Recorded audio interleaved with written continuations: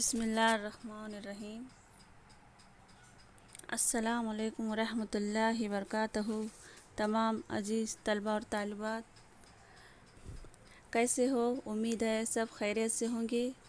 آج اردو کی اس کلاس کا آغاز ایک شعر سے کرتے ہیں۔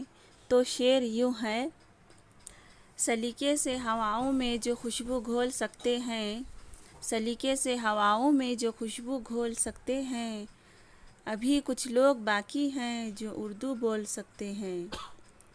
اچھا، تو عزیز طلباء اور طالبات، آئیے آج ہم کلاس کا آغاز کرتے ہیں۔ آج کی کلاس کا موضوع ہے مضامین کے موضوعات۔ پچھلے کلاس میں ہم مضمون کے جز کے تعلق سے پڑھ چکے تھے، آج ہم مضامین کے موضوعات کے تعلق سے پڑھیں گے۔ مضامین کے موضوعات: مضامین مختلف موضوعات یعنی مذہبی، سماجی، سیاسی، سائنسی، جغرافیائی معلومات سے متعلق لکھے جا سکتے ہیں۔ اگر مضمون میں مذہب، سماج، سیاست، سائنس سے متعلق کسی اہم مسئلے کی غرض و غایت اور اس کے حل سے متعلق تجاویز پیش کیے جاتے ہیں۔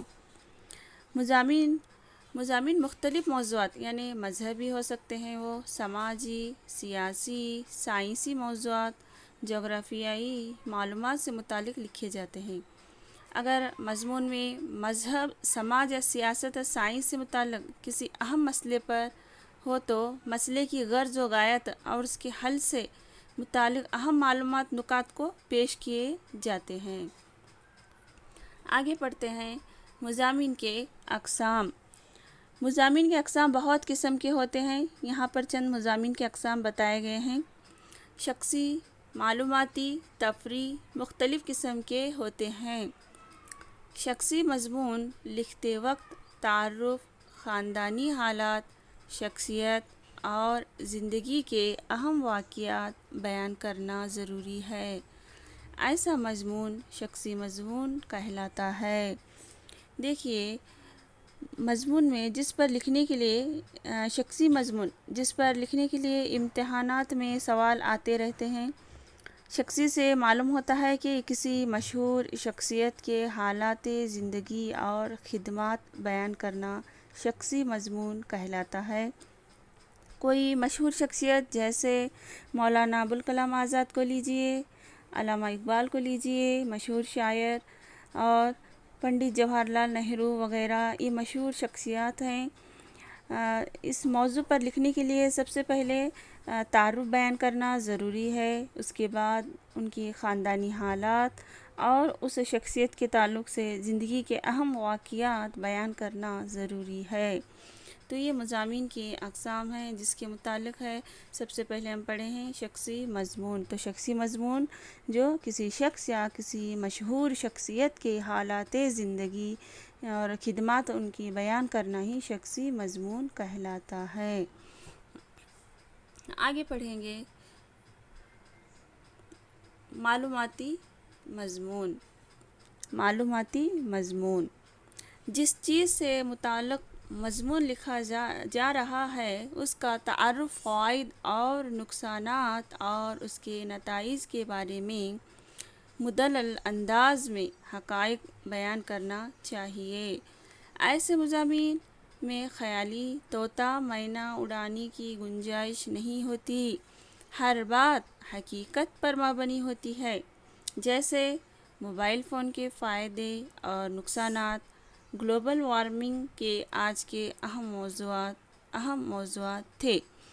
دیکھیں یہاں پر معلوماتی مضمون جس چیز سے متعلق مضمون لکھا جا رہا ہے اس کا تعارف، فوائد اور نقصانات اور اس کے نتائج کے بارے میں حقیقت بیان کرنا ہے۔ ایسے مضامین میں طوطا مینا اڑانے کی گنجائش نہ ہو، یعنی خیالی پلاو یا ہوا سے باتیں کرنے کی گنجائش نہیں ہونی چاہیے۔ ہر بات حقیقت پر مبنی ہونی چاہیے، بے وجہ کی باتیں نہ ہو۔ جیسے کہ مثال کے طور پر موبائل فون کے فائدے اور نقصانات کا ایک موضوع ہے تو اس میں موبائل فون کے فائدے، نقصانات کے تعلق سے ہی بتانا ہوگا۔ اب دوسرا موضوع ہوگا کووڈ-19 نیا کرونا وائرس. تو کووڈ-19 کرونا وائرس کے تعلق سے ہی معلومات ہو، غیر ضروری باتوں کا ذکر اس میں نہ ہو. تو ایسے مضمون کو ہم معلوماتی مضمون کہتے ہیں. آگے پڑھیں گے نیا موضوع جس کا نام ہے استعارہ. استعارہ کسے کہتے ہیں؟ ایسا شعر جس پر کسی لفظ کے حقیقی معنی کے بجائے مجازی معنی مراد لیا جائے، لیکن حقیقی اور مجازی معنوں میں تشبیہ کا تعلق ہو تو اس کو استعارہ کہتے ہیں. دیکھیں یہاں پر استعارہ عربی زبان کا لفظ ہے، عربی سے ماخوذ ہے. عربی زبان کا لفظ ہے، عرا سے ماخوذ ہے، جس کے معنی ہیں مستعار لینا، مانگنا یا ادھار لینا ہے. کسی ایک چیز کو دوسری چیز سمجھ لی جائے یا جب کوئی لفظ مجازی معنوں میں حقیقی معنوں میں تشبیہ کا تعلق پایا جائے تو وہ استعارہ کہلاتا ہے.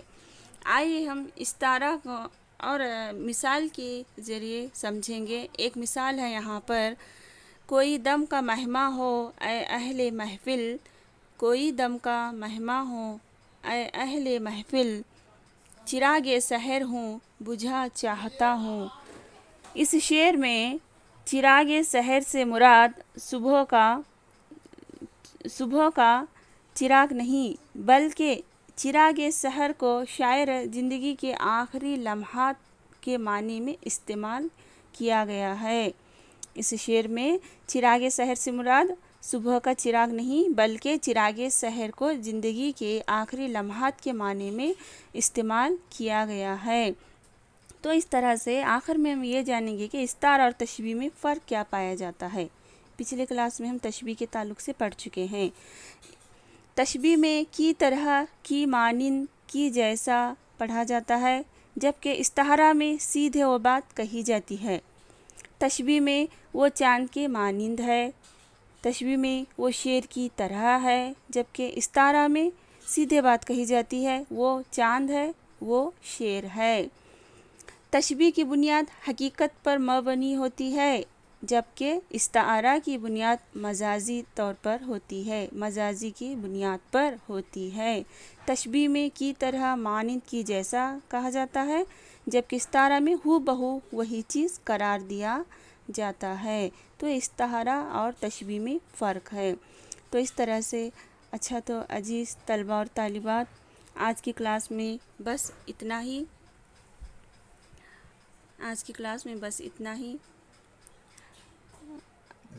اگلی کلاس میں ایک نئے موضوع کے ساتھ آپ کی خدمت میں حاضر ہوں گے. تب تک اپنا خیال رکھیے اور ہمیں دیجیے اجازت. السلام علیکم ورحمۃ اللہ وبرکاتہ.